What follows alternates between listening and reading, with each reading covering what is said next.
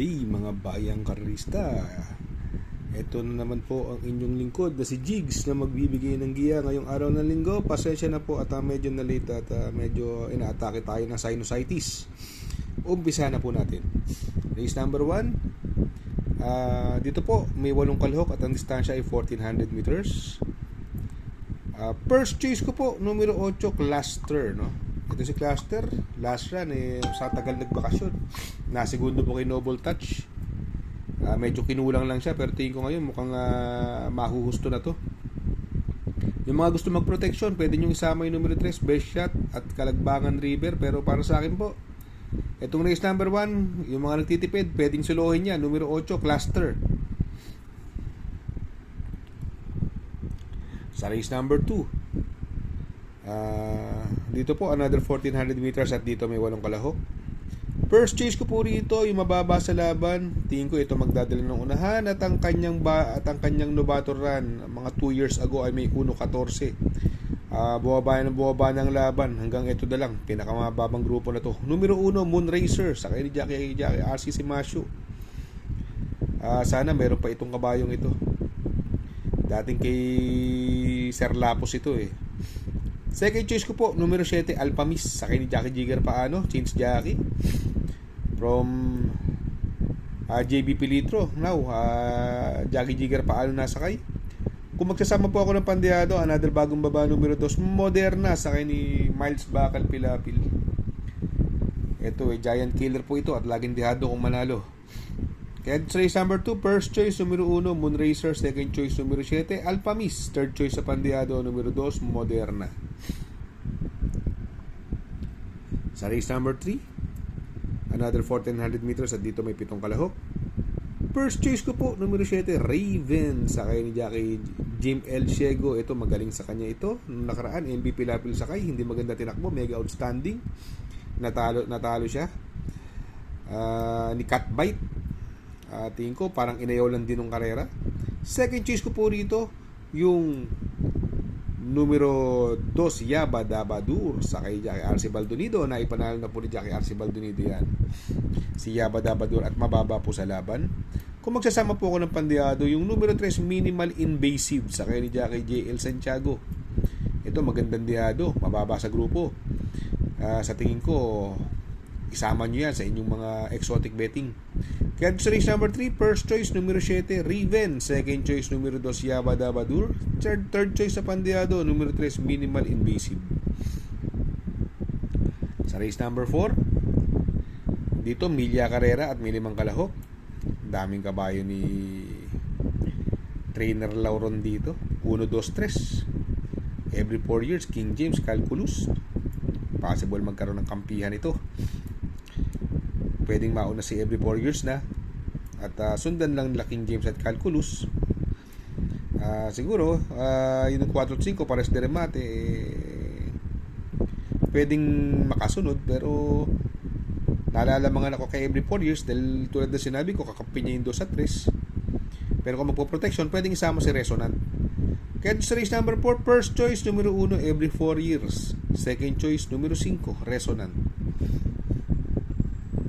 Sa race number 5, another mile race at dito may 6 na kalahok.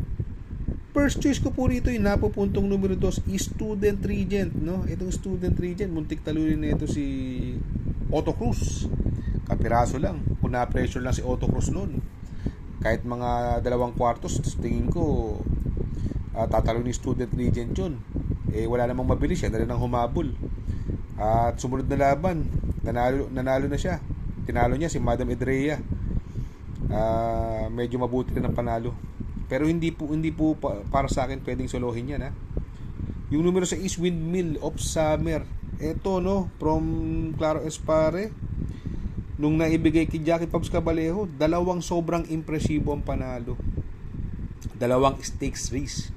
Puro milya na nanalo. Windmill of Summer, grabe ang galing ngayon nito. Windmill of Summer sa kay ni Pabs. Nagamayan niya ng gusto. Tingin ko ito mahigpit na makakalaban. Kaya sa race number 5, first choice numero 2, Student Regent. Second choice numero 6, Windmill of Summer. Sa race number 6, 1400 meter distance at may 6 na kalahok. First choice ko po, yung bagong baba ng grupo. Ito sagad na. Numero 3, Sandan, sa akin ni Jomel Storke. Kaya lang, medyo salbahing kabayo ito eh.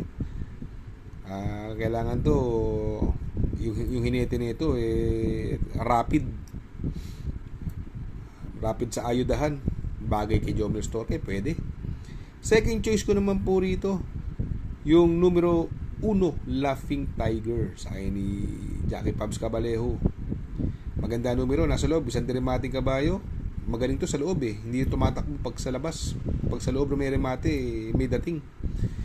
Kaya ito second choice ko rito. Pero magkasama po ako ng pandihado. Ito solo ere para sa akin. Numero 6, Awesome Cole, sa akin ni Jackie JL Santiago. Walang makakabuliglig sa unahan. Baka mag-abangan itong mga to at makabuo ng ere. Sa tingin ko, ito magandang dihado. Sama nyo sa exotic para tingnan. Kaya sa race number 6, first choice, numero 3, Sundance. Second choice, numero 1, Laughing Tiger. Third choice na pandiado, numero 6, Awesome Cole. Sa race number 7, another 1400 meter race at dito may 12 kalahok. Dito para sa akin, mukhang nalalamangan ako kahit galing bakasyon. Numero 3, Dinky Doodle. Ito si Dinky Doodle, na isusunod po ito. Itong laban na to, wala naman masyado mabilis. Sila Crown Prince, kayang-kaya ni Dinky Doodle ito. Tingin ko mahigpit na makakalaban na rin si Border Force. Kaya alam si Border Force malayo pang gagalingan. Pero para sa akin, itong race number 7, lamang para sa akin to. Sosolohin ko na po to. Numero 3, Dinky Doodle. Sa race number 8, sa Fed Ultimate Race. Mile race po ito. At dito may 10 kalahok. May mga bagong kabayo. Andyan si Hid, 3 sa Kitty, no? Mukhang magaling ang kanyang barrieran. Andyan din yung Miss Shani Storm. Mukhang magaling din ito. Pero yung Ace of Diamonds, ibang klase ito. Last run ito. Nanalo to. Ang layo. Pinagtulungan pa ito. Pinagtulungan ni Birchstone. At saka ni Andy Amo Apirenzi. Pero Tuno Abil. Ni Lucha. Pero nanalo pa rin, ang layo pa rin nanalo. Milya pa rin nanalo to sa Ace of Diamonds. Para sa akin, kahit 58 timbang yan, lamang na lamang yan.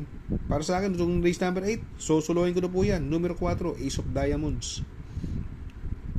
Sa race number 9, sa last and final race, another 1400 meters at dito may 13 kalahok. May mabilis po tayo dito, Worshipful Master at saka si Armani Moves. Pwedeng maglutsahan ito. 57 ang timbang. Pero syempre, Worshipful Master tayo dahil syempre subok to sa mga stakes race. Pero hindi ko po siya susuluhin dahil since paratingan at may kalutsahan, magsasama po ako ng pandiado rito.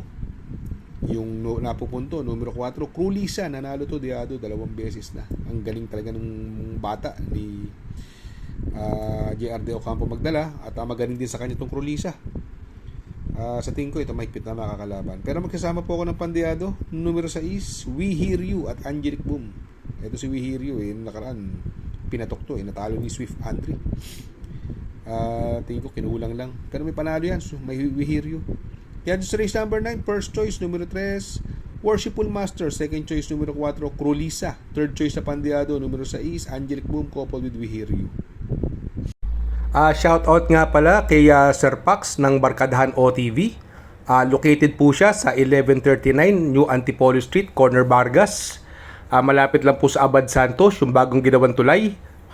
Very convenient and attentive po ang mga tao. Pwede po kayong mag-EB at party while betting on racing.